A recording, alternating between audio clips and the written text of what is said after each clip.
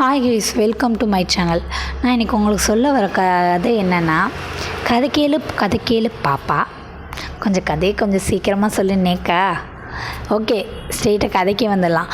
ஒரு ஊரில் ஒரு வணிகர், அவர் பயணத்துக்காக ஒரு கழுதையும் ஒரு நாயையும் கொண்டு போயிட்டே இருக்கார். ரொம்ப தூரம் பிரயாணம் பண்ணனால அவங்களுக்கு களைப்பாயிடுச்சு. நாயும் வணிகரும் படுத்துட்டாங்க.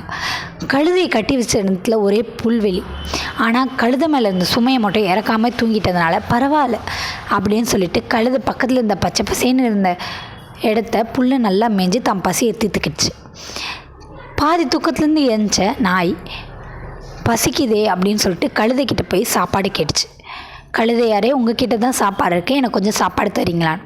கழுதை தெனாவட்டா சொல்லிச்சு, ஓனர் தூங்கிட்டு இருக்கார்ல, கொஞ்சம் போருங்க, அப்படின்னு உங்களுக்கு பசிக்குது, ஓனர் இருந்துச்சு உங்களுக்கு சாப்பாடு தருவாருன்ட்டு. அமைதியாக இருந்துச்சு நாய். கொஞ்ச நேரம் கழித்து ஓநாய் ஓன்னு ஊளையோட ஆரம்பிச்சிச்சு. உடனே கழுதைக்கு பயம் வந்துருச்சு. நாயை கூப்பிட்டு, நாயாரே, ஓனரை எழுப்புங்க, என்னை ஓநாய் சாப்பிட்ரும் போல் அப்படின்னு சொல்லி கேட்டுச்சு. அதுக்கு நாய் தெனாவட்டா பதில் சொன்னாங்க. என்னன்னா, கொஞ்சம் பொறுங்களே, ஓனர் தூங்குறாருல, அவர் தூங்கி எழுந்துச்சி உங்களை காப்பாற்றுவார் அப்படின்னு சொல்லிச்சு. கொஞ்ச நேரம் கழித்து ஓநாய் இவங்களை பார்த்துருச்சு. பார்த்த ஓநாய் நாயையும் கழுதையும் பார்த்து கழுதை மேலே பாஞ்சி கழுதையை கொண்டு திந்து தான் பசியை வேட்டையாடிடுச்சு. இதுலேருந்து என்ன தெரியுது? தர்மம் தலை காக்கும், தக்க சமயத்தில் உயிர் காக்கும்.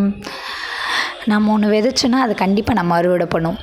ஸோ நல்லதே செய்வோம், நல்லதே நடக்கும். முடிஞ்ச அளவுக்கு நிறையா பேருக்கு ஹெல்ப் பண்ணுவோம். தேங்க்யூ.